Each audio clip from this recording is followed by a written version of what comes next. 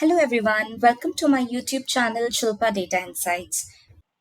Hello guys, welcome back to my channel. So in today's video, we will be covering one more interview question that is asked in one of the big MNCs companies that is among one of the big four consulting company, which is PwC.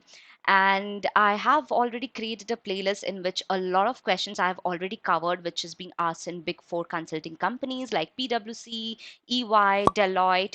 So make sure you go ahead and check that particular playlist in which you actually will be able to practice those questions. So there are so many questions which is asked in different interviews. I have curated the playlist in such a way that if you go and practice each and every question, it will be very easy for you all guys to crack the interview. So don't forget to watch every video and practice it by your own. Either you can use any particular Visual Studio Code or Databricks or any other platform in which you want to practice, but make sure you go ahead and practice those questions so that you are pro in PySpark and Spark SQL. So without any delay, I will start with today's video in which I will explaining you the question and I will tell you different ways how you can go ahead and practice that question. You can approach the question in both the ways. One is PySpark and the second is the Spark SQL.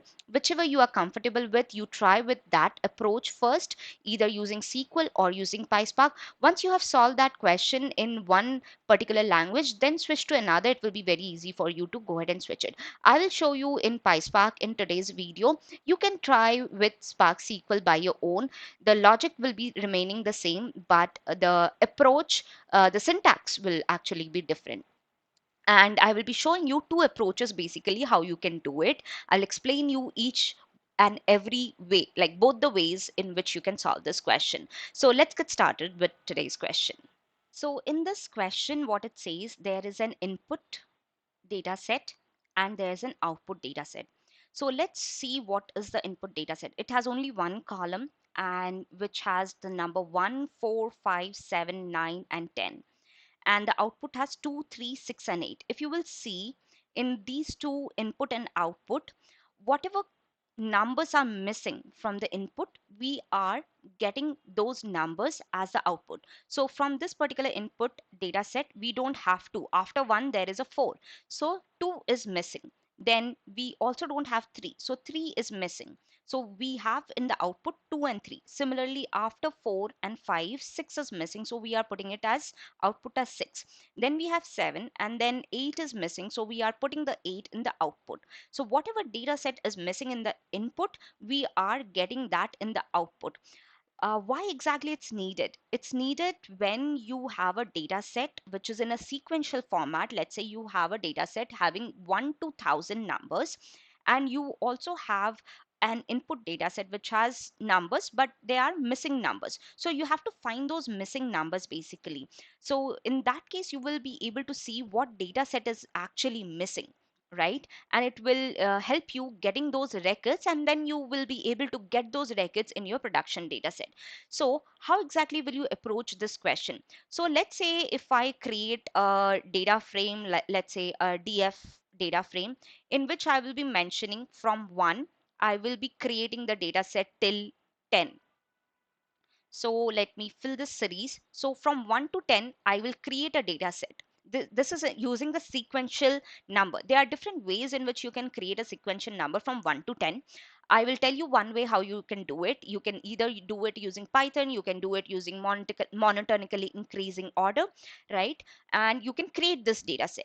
Once you create this data set, then you need to figure out among these two what all are missing in the input data set. So how you can do it? You can do it by actually doing a left join. Let's say this is my left table and this is my right table. If I do a left join, then I will be able to find 2 is missing. So if I do a left join, then the value of this 2 on this particular column will be null, right? So I have to filter out the records which are having the null value as the output. Let's go to the practical session and it will be much more clearer too. Okay, so this is our data set. You can see in this data set, I have this data created and the schema is ID, and I will be creating a data frame out of it. So let me create a data frame. So in this data frame, I have the numbers. This is my input data set. Let me go ahead and I will create a data set which we will be joining with the other data set, right? So let me go ahead and do that. So before going and creating the data set, we need to find out from which number to which number, what is the minimum number and what is the maximum number in which I need to create the data set. So how I can do it? I can do it by creating a data frame which is having the minimum number and the maximum number, right? So let me calculate the minimum number first. So how can I calculate the minimum number? So I will be selecting my ID, but I will be calculating the min of this ID, and I'm doing a collect of 0 and 0. So what it will do is it will go ahead and give me the minimum number from this particular data set. What is the minimum number of this data set? It's 1, right? So it will give me the result as 1. Now let's see what is my maximum data set.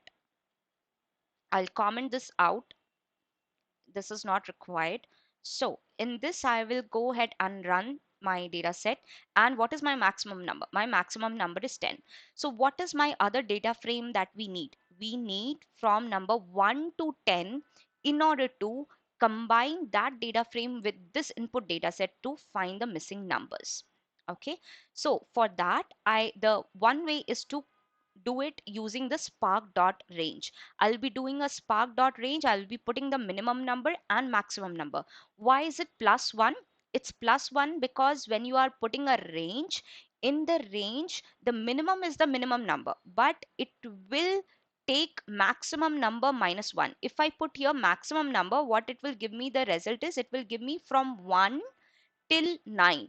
If I do it plus 1, it will give me 1 till 10. It's similar to the list functionality that you do a range from 1 to 10. If you want it till 10, you put the number as 1 to 11 like this. So if you do 1 to 11, it will give you the result from 1, then 2, 3, 4, 5, 6, 7, 8, 9, and then 10. But if I do here just the 10, what it will do is it will give me the result till 9, right? It's the same functionality. So you need to make sure that you are putting the maximum number plus 1 here to make this work. Now I will go ahead and run this. I have named this particular data frame as df underscore all. So in this data frame you will see I have from 1 till 10. Now what is our next step? The next step will be to join these two data frames in order to find the missing number which is in the input file. Now for that, I will first do one thing. This is your wish if you want to do it. As you have seen here, the ID is the column name here also, and in the first data frame also ID. So there's one more functionality where you can actually rename this ID column and you can rename it to something different. So what I will be doing is I will rename that particular column ID to ID all using with column renamed. If you don't know these functionality, you can watch my previous video in which I've explained you how to do a rename of the column, how to add a column, how to do an alias, and even how to create a data frame, right? So you can actually watch my Spark beginner to advanced particular playlist in which I've explained you everything there. Now, I have created this df all. So let me do one thing. Let me show this here. I can show you df all has this particular column now. What is it? It's id all. Instead of id, right now it's id all. Now, I will be joining the two data frames, that is df all with df. What is this df all? Df all is having all the numbers. And what is df? It is having just the input data set. So how will I join df all with df? I will be joining it with the column, the primary key column basically. The primary key column is what? It's id. And for the df all, it's what? id all. And how I want to do it? I want to do a left join. So all the data set from the data frame all will be present in the data frame result, and it will join with the df. So all the data will be there of the df all. So it will be doing a left join. So what it means is if I go back to Excel here, all the data set will be here and it will combine it with this. So let's say the data of df all, which is having number 2, it doesn't combine with anything. So what it will return null. 1 is there, so it will combine it with 1 and it will give us the result 1. 3 is not there, so it will give us the result null. And 4 is there, so it will give us the result 4. So let's go back here. Now let me go ahead and do a left join here, and the result data set it will show you. See, 1 was present in the df all column, which is having this id all, so it is combining, it is giving me 1 and 1.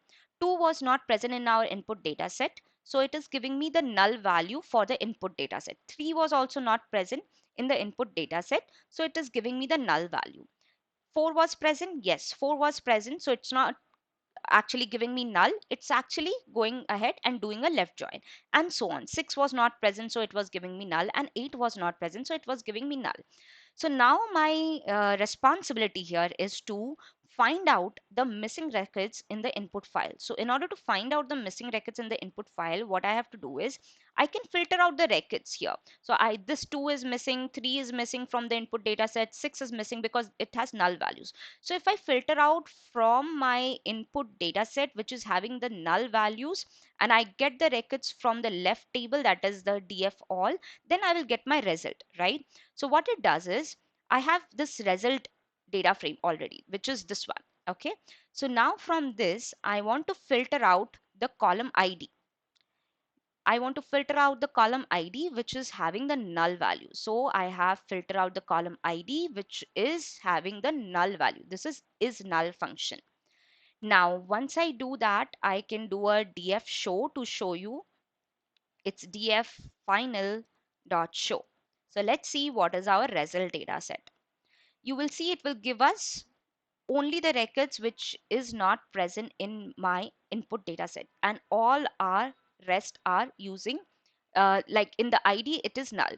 So I have filtered out those values only which are not present in the input data set. Now I don't want this ID column, right? What is the use of this ID column? It's already null. So I can go ahead and just select the data set which I need, which is ID all, or I can just drop that particular column which is ID. So this is my result data set now, right?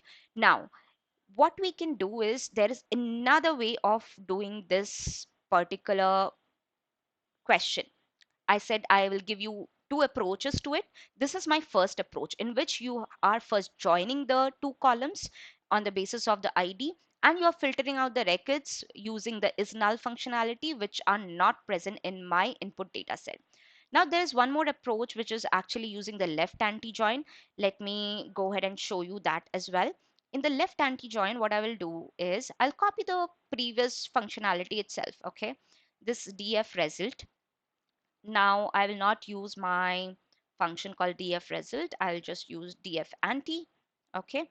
Now what I will do is instead of left join, I'll do a left anti join. So now if I run this particular command, let's see what is our output.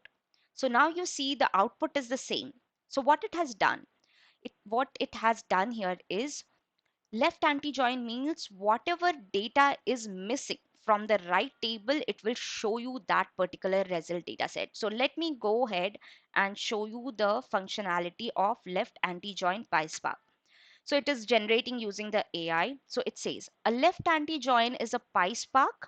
In PySpark is a type of join that returns all rows from the left data frame which doesn't have a match in the right data frame.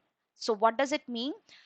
Those data set which are not matching in the right data set, right data frame, basically those result it's giving. So it's not present, those data is missing from our right table, those data only it is providing us in our result data set.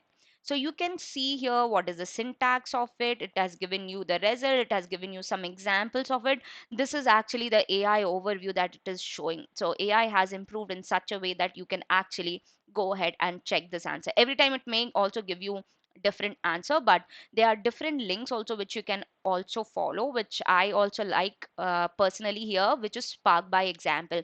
So they have curated the playlist in such a way in the articles that you can learn each and every join operation. So if I click on this, it will show you every operation, how exactly you can do. You can actually go to the Spark and you can actually play around it, how exactly it works. So let me go back here. Now you see the data set ID all is there.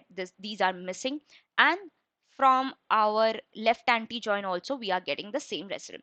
So the two-step process has been removed by one. In the background it's doing the same thing, but using one line of code also you can solve this particular question. So this is actually really very helpful if you are actually working on in an industry, in a project. So this question is why famously asked is, there are two things. Either you can, they just want to check whether you can approach the question in a right way using the normal filter method, and the second is whether you are aware of the different joining operation like the left anti-join.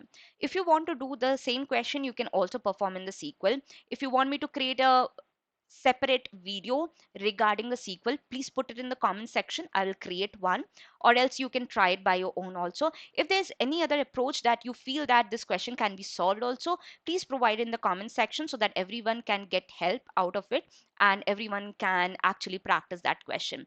And I would highly recommend you all to practice all the questions which are in the playlist so that you are interview ready. Not only interview ready, but you are also prepared for the job role that you are applying for.